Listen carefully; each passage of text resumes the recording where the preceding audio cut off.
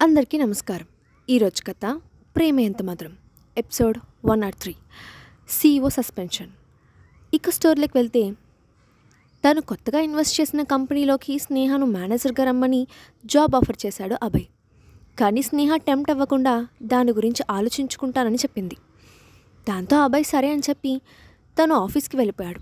10 గంటలు అవుతుండగా కంపెనీలోకి అడుగుపెట్టిన అతన్ని చూడగానే స్టాఫ్ అంతా అలర్ట్ అవుతూ అతన్ని విష్ చేశారు. నేరుగా తన క్యాబిన్లోకి వెళ్ళి సిస్టమ్ ఆన్ చేసి డేటాను చెక్ చేయడం మొదలుపెట్టాడు అభయ్. అప్పుడు అతని లేడీ అసిస్టెంట్ డోర్ తట్టి లోపలికి వెళ్ళి 2 శాండ్విచ్లు ఉన్న ప్లేట్ను అతని ముందు పెట్టి, "సార్, బ్రేక్ఫాస్ట్" అని అంది. అభయ్ సిస్టమ్ ముందు నుంచి తల తిప్పకుండానే, "అవసరం లేదు, నేను తినేశాను" అని చెప్పాడు. ఆ మాట విని ఆమె ఆశ్చర్యపోయింది. రోజు అతను ఆఫీస్కి రాగానే బ్రేక్ఫాస్ట్ తిని వర్క్ స్టార్ట్ చేసేవాడు. ఈరోజు ఇంటి దగ్గరే తిని వచ్చాడని తెలిసి ఆమె కొంచెం షాక్ అయ్యి ప్లేట్ తీసుకొని వెనక్కి వెళ్ళిపోయింది. ఆ తర్వాత మరో 2 గంటల సేపు అభయ్ బిజీగా ఉండడంతో ఎవరు అతన్ని డిస్టర్బ్ చేయలేదు. కానీ ఆ తర్వాత సిస్టంలో ఏదో చెక్ చేస్తున్న అభయ్ ముఖం మెల్లగా మారిపోవడం మొదలైంది.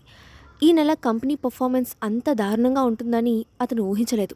దాంతో వెంటనే తన అసిస్టెంట్కు ఇంటర్నల్ కాల్ చేసి తన క్యాబిన్లోకి రమ్మని చెప్పాడు.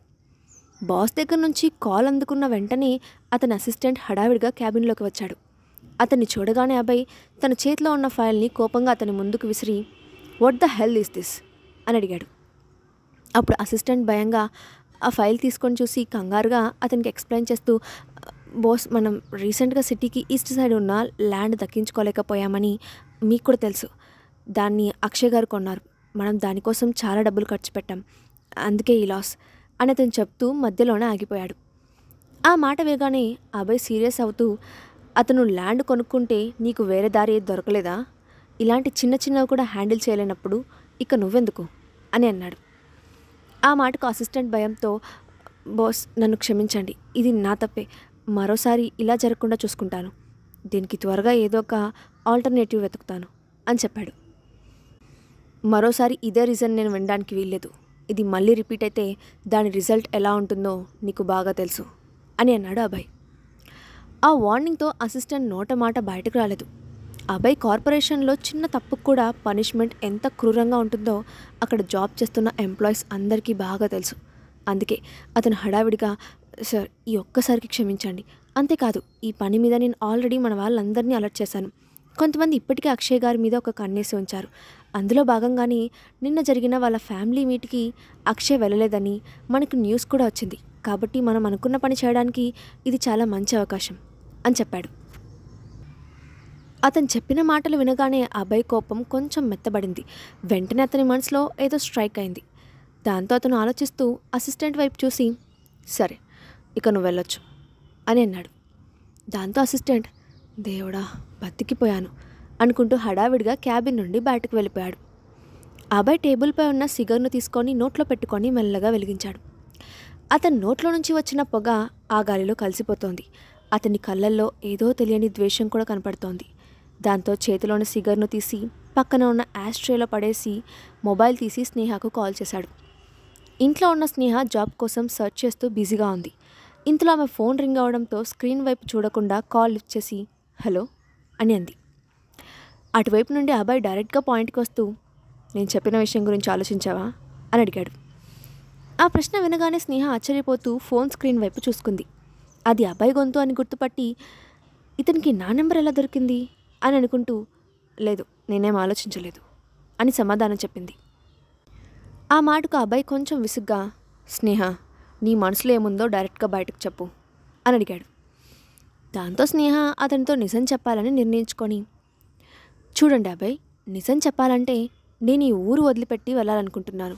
నేను ఇక్కడే ఉంటే అక్షయ్ ఎప్పటికైనా నన్ను కనబడతాడు. అందుకే నేను ఈ జాబ్ చేయలేను" అంటూ డైరెక్ట్గా విషయం చెప్పింది. ఆ మాట విని అభయ్ ఆమెను ఒక వింత జీవిలా ఫీల్ అయ్యాడు.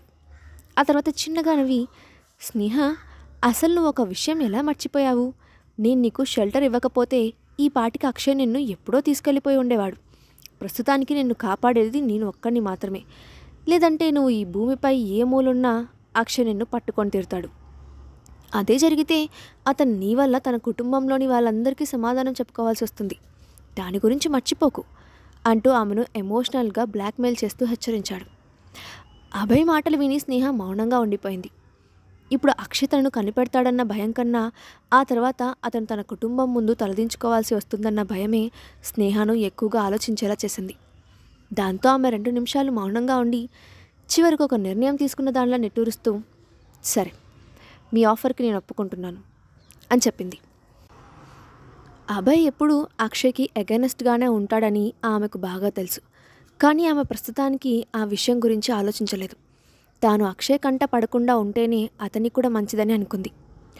స్నేహ డిసిషన్ విన్న అభయ్ తృప్తిగా నవ్వుకొని, గుడ్, ఒక తెలివైన నిర్ణయం తీసుకున్నావు. రేపటి నుండే నువ్వు జాబ్లో జాయిన్ అవ్వచ్చు. అలాగే కంపెనీ నీకు ప్రొవైడ్ చేసే లివింగ్ ఎక్స్పెన్సెస్ గురించి ఇప్పుడు నేనేం చెప్పలేను. అవన్నీ ఫ్యూచర్లో నీ పర్ఫార్మెన్స్ పైన డిపెండ్ అయి ఉంటాయి అని చెప్పాడు. ఆ మాట విన్న స్నేహ ఆశ్చర్యంతో వాట్ అని అంది. నక్షత్ర ఎంటర్టైన్మెంట్స్ కన్నా బెటర్ ట్రీట్మెంట్ ఇస్తానని చెప్పి ఇప్పుడు జాబ్కి ఒప్పుకోగానే తనను బెదిరించడానికి ప్రయత్నిస్తున్నాడని అనుకుంది. ఎస్, నువ్వేం తప్పుగా వినలేదు. ఇప్పటికే నేను ఆల్రెడీ నీపై చాలా జాలిని చూపించాను. ఇక నువ్వు నీ పర్ఫార్మెన్స్తోనే అన్నిటినీ సాధించుకోవాలి అని అన్నాడు అభయ్. ఫోన్కి అవతల వైపున ఉన్న అతని ముఖంలో నవ్వు ఉంది. కానీ స్నేహ అతని మాటలు విని కోపంగా పళ్ళు కొరుకుతూ, ఇతను చాలా ఎక్కువ చేస్తున్నాడు అని అనుకుంటూ ఫోన్ కట్ చేసింది. అభయ్ కట్ అయిన ఫోన్ వైపు చూసి నవ్వుతూ, ఈమె ఇంత త్వరగా ట్రాప్లో పడుతుందని అనుకోలేదు. ఇప్పుడు ఆ అక్షయ్కి నేనంటే ఏంటో చూపిస్తా అని అనుకున్నాడు. ఆ తర్వాత రోజు అక్షయ్ కంపెనీలో. ఆ ముందు రోజు వేద ఫ్యామిలీ జరిగిన మీట్కి అక్షయ్ అటెండ్ అవ్వలేదని దాదాపు అందరికీ తెలిసిపోయింది. నిజానికి కంపెనీకి ఫ్యామిలీ మీట్కి ఎలాంటి సంబంధం లేదు. కానీ అక్షయ్ ఉన్న CEO పొజిషన్తో కంపెనీకి చాలా సంబంధం ఉంటుంది. అందుకే బయటికంత ప్రశాంతంగా ఉన్నట్లు కనిపించినా లోపల అండర్ కరెంట్ పెరుగుతోంది. అందరూ అక్షయ్ కదలికలను గమనిస్తున్నారు. ఇప్పుడు అతని వల్ల కంపెనీకి ఏదైనా ప్రాబ్లం వస్తే తమ పొజిషన్స్ కూడా ప్రాబ్లం వస్తుందని అనుకుంటున్నారు. దాంతో ఆఫీస్లో కొంతమంది దాని గురించి గుసగుసలు మొదలుపెట్టారు. మీకు తెలుసా, బాస్ నిన్న మీట్కి అటెండ్ అవ్వలేదట. అందుకే ఆ ఫ్యామిలీలో వాళ్ళంతా బాస్పై డిస్సాటిస్ఫైడ్గా ఉన్నారు అని అన్నాడు ఒక ఎంప్లాయ్. అవును, త్వరలో షేర్ హోల్డర్స్ మీటింగ్ ఉంటుందని HR డిపార్ట్మెంట్ నుంచి న్యూస్ కూడా బయటకు వచ్చింది. ఇదంతా దీనివల్లేనేమోనని నాకు ఇప్పుడే డౌట్గా ఉంది అని మరో ఎంప్లాయ్ అన్నాడు. అందరూ నెగిటివ్గా మాట్లాడుకుంటున్న మాటలను విని పక్కనే ఉన్న మరో ఎంప్లాయ్, మీరు అక్షయ్ గారి గురించి తక్కువగా అంచనా వేయకండి. బాస్ ఆ మీట్కి అటెండ్ అవ్వకపోయినా మన బాస్ వల్లే ఈ కంపెనీ ఇంతగా గ్రో అయింది. దాన్ని ఎవరు అంత తేలిగ్గా కాదనలేరు. అయినా ఇది మేనేజ్మెంట్కి సంబంధించిన వ్యవహారం. వాళ్ళ స్టాటిస్టిక్స్ వాళ్ళకి ఉంటాయి అని చెప్పాడు.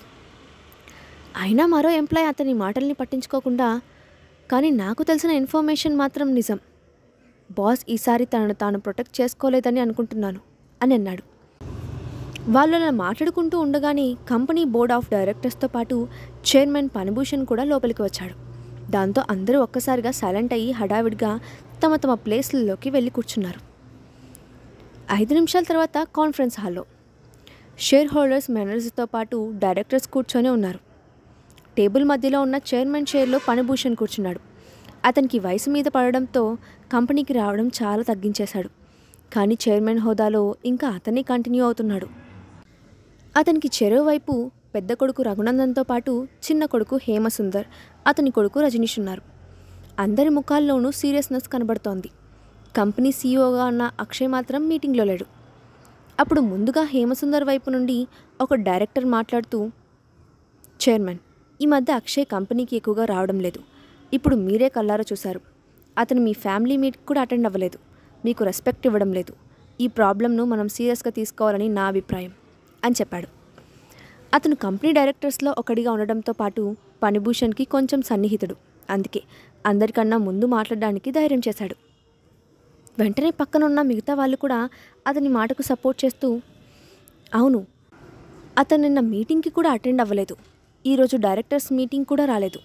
అతను మనల్ని లెక్క చేయడం లేదు. CEO అయినంత మాత్రాన అతన్ని మనం ఏమీ చేయలేమని అనుకుంటున్నాడు.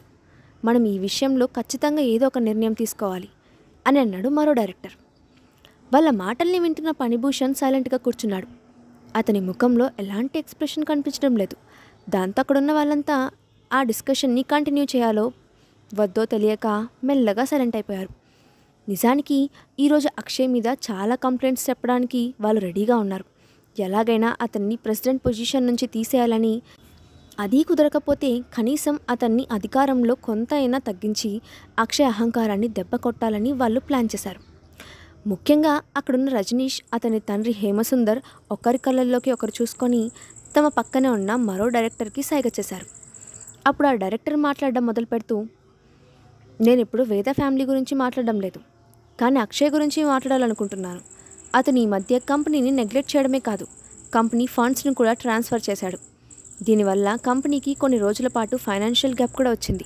అందుకే అతనికి సీఈఓగా ఉండడానికి పనికిరాడని నా అభిప్రాయం అని చెప్పాడు. ఆ మాట వినగానే ఫణిభూషణ్ కళ్ళు చిన్నగా కదిలాయి. కానీ వెంటనే మామూలు స్థితికి చేరుకున్నాడు. అప్పుడు హేమసుందర్ కలుగజేసుకొని, అవును నాన్నగారు, దీని గురించి నాకు కూడా తెలిసింది. అంతేకాదు, అక్షయ్ ఈ మధ్య ఒక అమ్మాయిని రక్షించడం కోసం కంపెనీ కోసం కొన్న ల్యాండ్ కూడా వదిలేశాడు. కానీ ఆమె ఇప్పుడు అతన్ని వదిలిపెట్టి వెళ్ళిపోయింది. ఎవరైనా ఒక బాధ్యత కలిగిన సీఈఓ ఇలాంటి పని చేస్తారా అని అన్నాడు. అతని మాటలకు అందరూ ఒక్కసారిగా నమ్మలేనట్లు ఆశ్చర్యంగా చూశారు. ముందుగా తేరుకున్న ఒక డైరెక్టర్ ఇక ఆగలేనట్లుగా మాట్లాడుతూ, చూడండి చైర్మన్, నేను మీ ఫ్యామిలీ గురించి తప్పుగా మాట్లాడడం లేదు, కానీ ఒక కంపెనీ డైరెక్టర్గా మేము ఈ విషయాలన్నీ కన్సిడర్ చేయాల్సి వస్తుంది. మా డైరెక్టర్స్ అందరూ కలిసి అక్షయ్ను సీఈఓ పదవి నుంచి తొలగించాలని యునానిమస్గా నిర్ణయించుకున్నాం. దీనిపై మీ అభిప్రాయం ఏంటో తెలుసుకోవాలనుకుంటున్నాం అని అన్నాడు. ఆ క్షణం హాల్ మొత్తం పిన్ డ్రాప్ సైలెంట్గా మారిపోయింది. అందరి కళ్ళు చైర్మన్ ఫణిభూషణ్ పైనే ఉన్నాయి. వాళ్ళ మాటలు విన్న ఫణిభూషణ్ ముఖం అప్పటికే పాలిపోయింది. దాంతో అతను పక్కనే ఉన్న అక్షయ్ తండ్రి రఘునందన్ వైపు కోపంగా చూశాడు.